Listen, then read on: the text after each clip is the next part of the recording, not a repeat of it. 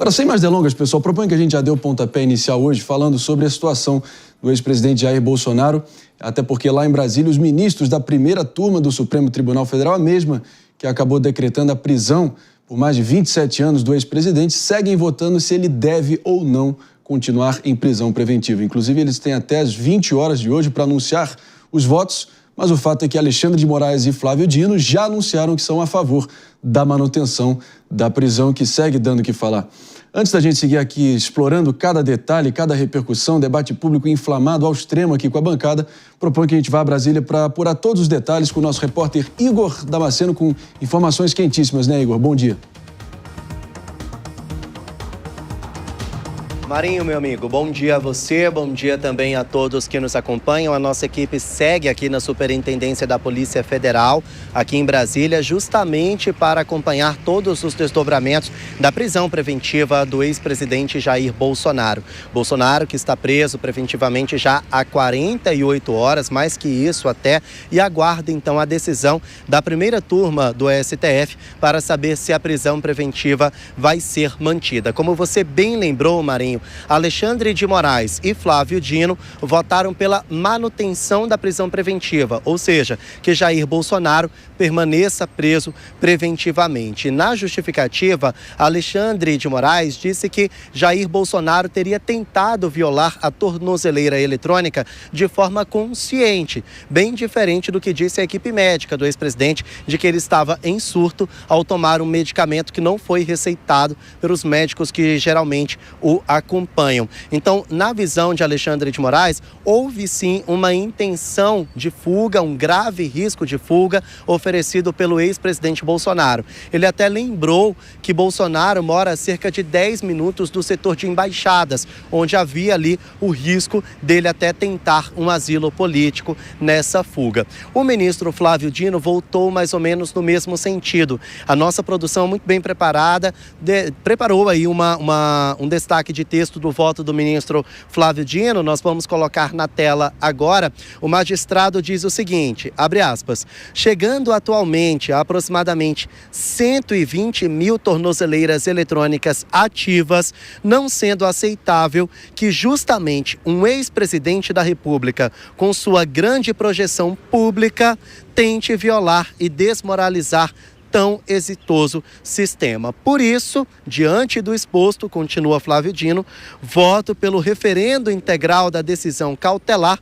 proferida pelo iminente ministro relator com a decretação da prisão preventiva de Jair Bolsonaro. Então, Flávio Dino concordando com a consciência de Bolsonaro ao violar a tornozeleira eletrônica. Eu li aqui um pouco mais da decisão do ministro Flávio Dino, na página 3, ele lembra de aliados políticos de Jair Bolsonaro que já estão condenados e que saíram do país. É o caso, por exemplo, de Alexandre Ramagem, que está nos Estados Unidos, e também da deputada federal Carla Zambelli, que está na Itália. Ambos foram condenados pela Suprema Corte e, após a condenação, se aproveitando de que ainda cabia recursos, eles acabaram fugindo. Então, no entendimento de Flávio Dino, é uma tendência de aliados políticos de Jair Bolsonaro aproveitarem os recursos para deixarem o país. E diante da violação da tornozeleira eletrônica, o mesmo poderia ser feito por parte do ex-presidente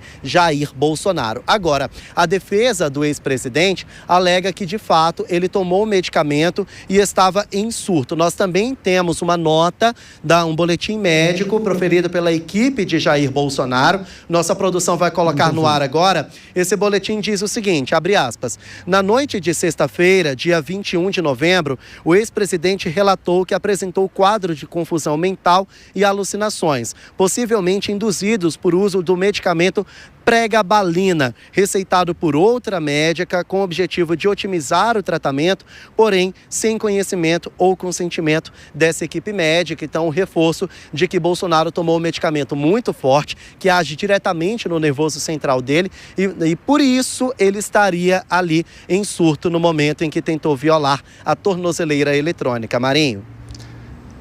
Meus amigos, fortes emoções é o que a gente pode esperar nos próximos capítulos, pelo menos os capítulos até o momento bem descritos aí, como sempre, pelo Igor Damasceno. Bom trabalho por aí, a gente te aciona na sequência. Obrigado.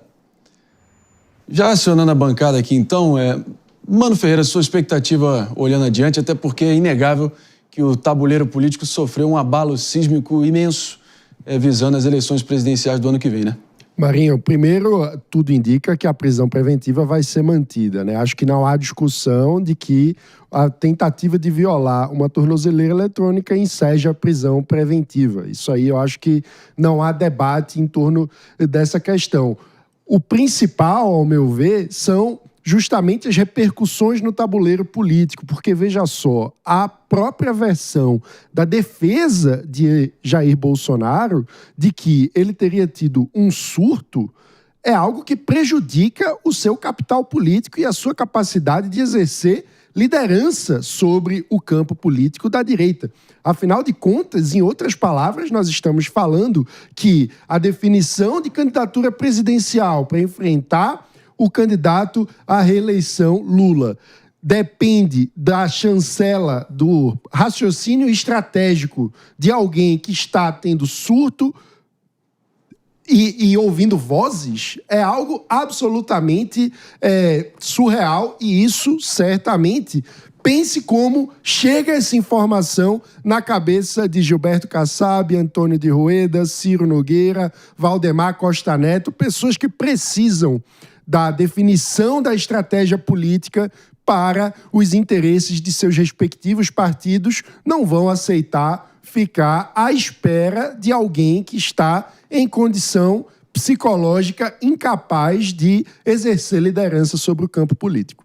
Agora, vamos imaginar aqui, vamos supor o pior cenário possível, que realmente o Jair Bolsonaro de alguma forma consegue retirar ali com a solda a própria tornozeleira e de alguma forma adentra ali o perímetro, né, da própria embaixada americana. Eu acho que uma consulta jurídica um pouquinho mais profunda já desmonta a tese de que isso garantiria imediatamente um asilo, né? Até porque na legislação americana você precisa estar ou dentro do território americano ou na fronteira para garantir esse pedido de asilo. Não é tão automático assim. Então, embaixada não é fronteira, né? Não é porto de entrada, não é canal de processamento. Logo, não seria tão automático assim, né, João Belucci? Pois é, Marinho, e o que a gente observa é que também a residência do Jair Bolsonaro, ela tem viatura da Polícia Federal ali no seu entorno, então ainda que se rompesse a tornozeleira, ele precisaria realmente fazer uma fuga de cinema. Então, será que não estão superdimensionando um ato infantil e talvez, enfim, alucinado para um roteiro de filme hollywoodiano? Não, concordo integralmente, acho que é um superdimensionamento. Lembrando que a extensa decisão que determinou a prisão preventiva, ela menciona de forma bem pequena, a questão do rompimento da tornozeleira. Os principais argumentos é a questão da vigília convocada pelo Flávio Bolsonaro, que é um argumento ali bastante forçado na minha visão, de que poderia acarretar alguma espécie de tumulto. E também a questão da tornozeleira, ela fica bem de lado, né? Então essa questão da fuga, ela parece muito não condizente com a realidade, mas também imagino que vai haver a manutenção da prisão. Agora tivemos o voto do Flávio Dino, lembrando que o Flávio Dino era integrante deste atual governo Lula e está lá votando sem nenhum constrangimento como juiz e também como ex-político que era. Então a tendência é de manutenção. E agora, aparentemente, o que consta na imprensa é que os médicos juntaram os documentos falando que esse remédio dá uma confusão mental mesmo. E só a prisão por si só já dá uma confusão mental enorme, né? As pessoas, a cabeça fica muito prejudicado. O Jair já tem uma idade bastante avançada, está sofrendo ali muitas injustiças, e há aqueles que argumentem que sequer deve-se falar em eleição agora, por conta das injustiças cometidas. Mas o dado da realidade objetiva, que quer queiramos ou não, é que haverá uma eleição no Brasil e a direita deve apontar o seu candidato. E aparentemente tudo indica pro Tarcísio, ainda que se discuta que há injustiças sendo praticadas, violações do devido processo legal, mas o fato é que teremos eleição e tudo indica pro Tarcísio. Naquele vídeo que já entrou aí pro almanaque de grandes vídeos aí da história recente da República, David Tarso, o presidente Bolsonaro fala em curiosidade, ferro de soldar, não puxei a pulseira, né? Esses são os principais destaques desse diálogo, né? A fala, sem dúvida alguma, parece errática, impulsiva, e muita gente dizendo que não teria o indício de intento, claro, né? Teria impulsividade, mas não premeditação. Te convence? Olha, Marinho, eu acho que mais do que a gente trazer aqui sobre o contexto, né? Claro que isso vai ser investigado. A gente tem aí cerca de 230 mil pessoas que cumprem prisão domiciliar no nosso país no ano de 2025, isso de acordo com os últimos dados, né? E cerca de 120 mil utilizam a tornozeleira eletrônica, como foi bem enfatizado pelo ministro Flávio Dino.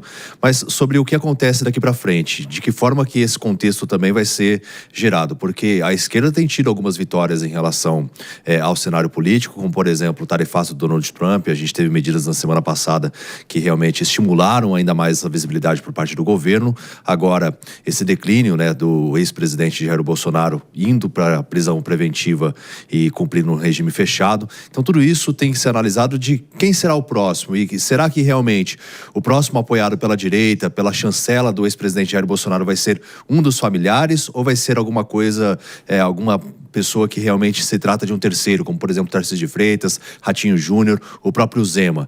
Então tudo isso tem que ser avaliado porque a narrativa ela vai ficar, né? Muitas pessoas foram às ruas, alguns comemoraram, outros realmente arrumaram briga até na frente ali da Superintendência da Polícia Federal. Então quem será o próximo candidato e se terá o apoio do ex-presidente? Porque isso que realmente vai definir o rumo da diretriz do nosso país, para que a gente não veja tanta polarização ainda vendo depois desse cenário do ex-presidente Jair Bolsonaro indo para a Superintendência da Polícia Federal. Para mim, a grande pergunta que fica, David, complementando a sua fala, é justamente se o bolsonarismo vai sobreviver.